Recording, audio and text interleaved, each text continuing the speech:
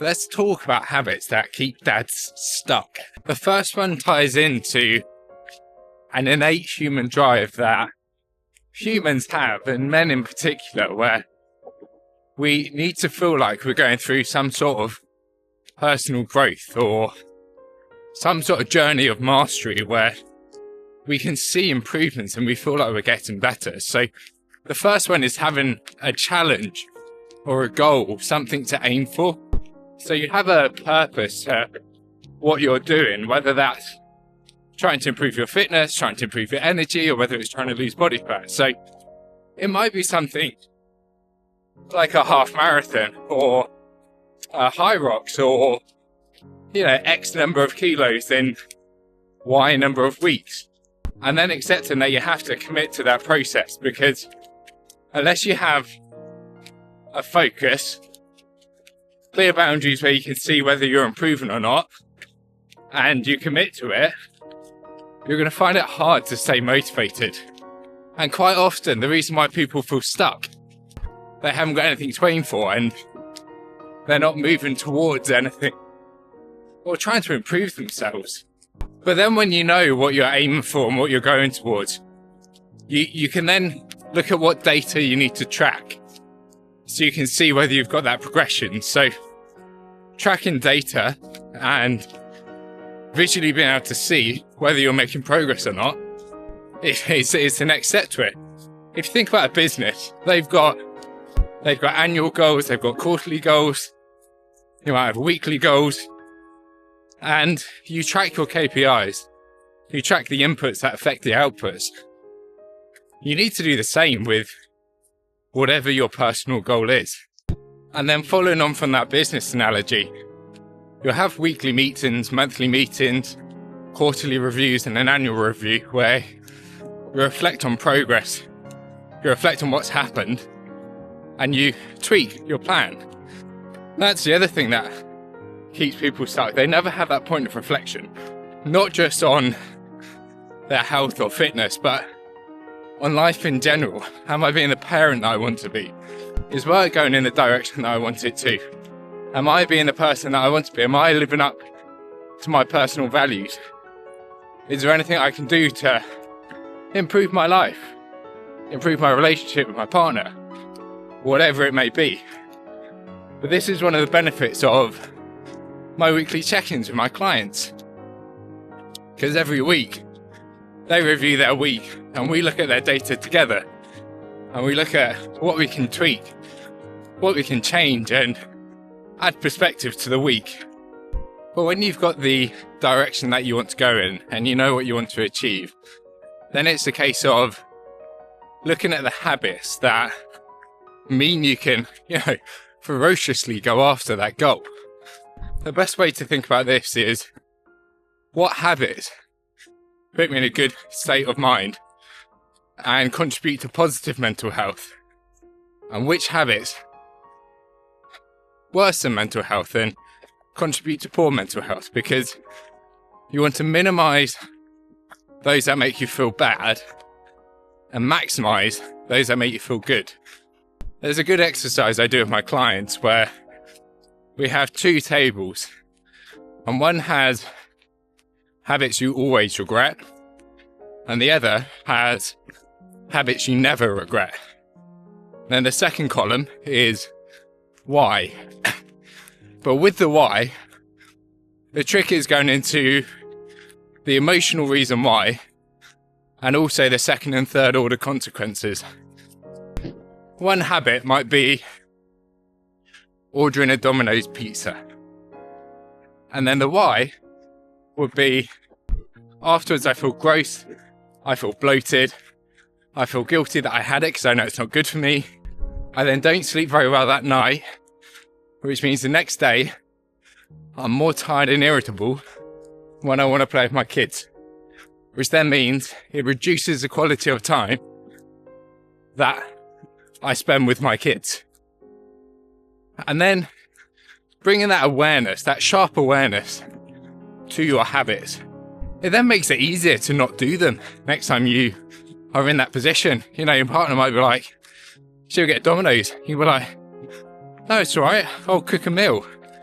because you know the implications of having that domino. It's not a harmless, oh, get a takeaway, make it easier. It's oh no, we've got a big day tomorrow. We're going to an adventure farm, maybe.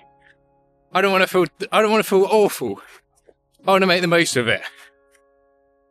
And then with habits you never regret, it might be going out for a walk because it gives you headspace. You feel better in yourself. You're calmer and more patient with your kids. And you feel good when you go to bed knowing that you've done something good for yourself. Another habit that keeps dads stuck is mindless social media scrolling, because it depletes the serotonin, it depletes your dopamine, which makes it harder to stay motivated and have drive to do what you want. You're more irritable around your kids or around those that you love, and you're less likely to want to make a meal, more likely to go for Domino's. And so capping screen time, either with an app blocker or just being really diligent, not letting yourself scroll for too long, is another really important habit to stop. Because I bet when you feel most stuck in your life, your screen time has gone up a lot. And then you've got all the other habits that promote good mental health, good quality sleep, exercising regularly, reading, relaxing properly, not in front of the TV, but with a bath, reading, going for a walk, spending time in nature. But one secret one, I mean, it's not a secret, but not enough people think about it, is never letting yourself get bored and always having something to distract you. So it ties in with social media and screen time. But when was the last time you just sat or stood around and you just did nothing?